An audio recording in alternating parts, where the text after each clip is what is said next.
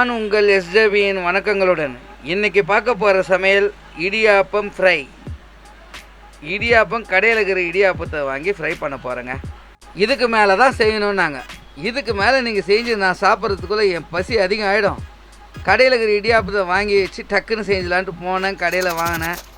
வெங்காயத்தை டக்கான்னு கட் பண்ணி கொடுத்தாங்க. அவங்க வேலை அவங்க செஞ்சு கொடுத்துட்டாங்க. ஸ்டார்ட். 50 ml ஆயில் சேர்த்துக்கினேன். ஆயில் காய்ஞ்சதுமே கருவேப்பிலையை எடுத்து போட்டுனேன். ரொம்ப சிம்பிளான ஐட்டங்க இது. கருவேப்பிலை, வெங்காயம், பச்சை மிளகா, கொத்தமல்லி, இஞ்சி, பூண்டு, அவ்வளோதாங்க. வேறு ஒன்றுமே இல்லைங்க. பாருங்கள், செய்கிறத வச்சு உங்களுக்கே தெரியும். கருவேப்பிலை பொரிஞ்சிச்சு. அடுத்து வெங்காயத்தை எடுத்து போட்டோம். வெங்காயம்லாம் இதுக்கு கோல்டன் ஃப்ரை மாதிரிலாம் வதங்கணும்னு அவசியம் கிடையாதுங்க. வெங்காயம் சும்மா மெத்துன்னு ஆனால் போதுங்க. மொத்தமாக செய்கிறதுக்கு 5 நிமிஷம் தான். இஞ்சி பூண்டு பேஸ்ட்டு அப்படியே தாளிப்பு 1 டீஸ்பூனு,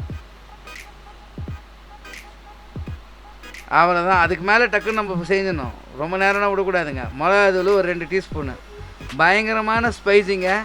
ஸ்பைஸியாக செய்யணும்னு ஆசைப்பட்டேன், அதனால் ஸ்பைஸியாகவே செஞ்சுட்டேன். 2 டீஸ்பூன் மிளகாத்தூள் தான் 20 சேமியாக்கு தூக்கி வச்சுங்க. உப்பு 1 டீஸ்பூன், அவ்வளோதான். ஒரு 5 பச்சை மிளகா அரிஞ்சு வச்சுருந்தேன், அந்த 5 பச்சை மிளகாவை சேர்த்துக்கினேன்.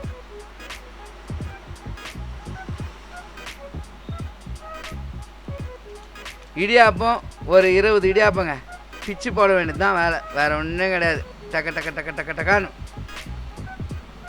பிச்சு போட்டு அப்படி ஒரு திருப்பி இப்படி ஒரு திருப்புறப்பவே கொத்தி திருப்பணும்னா சரியாக போச்சுங்க. அப்படியே உதிரியாக இருக்கும் இடியாப்பம். இந்த மிளகாத்தூள் எதுக்கு தெரியுங்களா வெங்காயத்துலேயே போடுறோன்னா, மிளகாத்தூள் உப்பு வெங்காயத்துலேயே நம்ம சேர்த்துட்டோம்னா நம்மளுக்கு ஒவ்வொரு வெங்காயத்துலேயும் அந்த ஸ்பைசினஸ் தெரியும். இடியாப்பம் தனியாக தெரியும் டேஸ்ட்டு. கொத்தமல்லி கொஞ்சம் எக்ஸ்ட்ராவை ஆட் பண்ணிக்கிறோம் வாசனைக்காக. அவ்வளோதான். ஸ்டவ் ஆஃப் பண்ணியாச்சு. மிளகுத்தூள் கொஞ்சம் ஆட் பண்ணிக்கிறோம், ஒரு 1/2 டீஸ்பூன், அவ்வளோதான். போதுங்க. இப்படி ஒரு பெரட்டு அப்படி ஒரு பெரட்டு சாப்பிட ஆரம்பிக்க வேண்டியது தான். நானும் என் பையனும் வெயிட்டிங். சாப்பிட்டு எப்படி இருக்குதுன்னு ஃபீட்பேக் சொல்லலான்ட்டு. பாருங்கள் எப்படி உதிரியாக இருக்குது. சும்மா பசங்களுக்கெல்லாம் ரொம்ப பிடிக்கும். எனக்கு இது ரொம்ப பிடிக்கும். இதை பல காலமாக சாப்பிட்டுங்க. நாங்கள் 2 பேரும் இது சாப்பிட தான் இப்போ வெயிட் பண்ணினுங்கிறோம். சரியான ஒரு ஈஸியான ஃபுட்டு. ஆம்பளைங்க செய்கிற ஃபுட்டு இது. ஈஸியாக செஞ்சிடறோம் நாங்கள் டக்குன்னு மனசு வச்சதுமே. இன்றைக்கி சாட்டர்டேன்றதுனால எங்கள் வீட்டில் எல்லாருமே பியூர் வெஜ்ஜு. என் பையன் எப்போ சாப்பிட்றதுன்னு வெயிட் பண்ணினே இருக்கிறான்.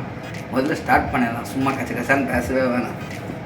ஸ்டார்ட் பண்ண எப்படி இருக்குன்னு சாப்பிட்டு தான் உங்கள் ஃபீட்பேக் வச்சு தான் அடுத்தது நான் சமையல் செய்யறதா இல்லையான்னு முடிவு பண்ணேன்.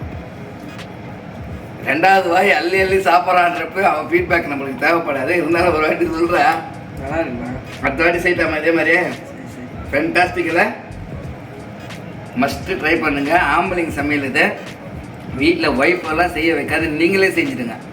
சந்தோஷப்படுவாங்க. ஒன்றும் இல்லை, கடையில் சேமியா வாங்கிக்க வேண்டியது தான். வெங்காயத்தை கட் பண்ணுறது தான், டக்குன்னு மிக்ஸ் பண்ண வேண்டியது தான்.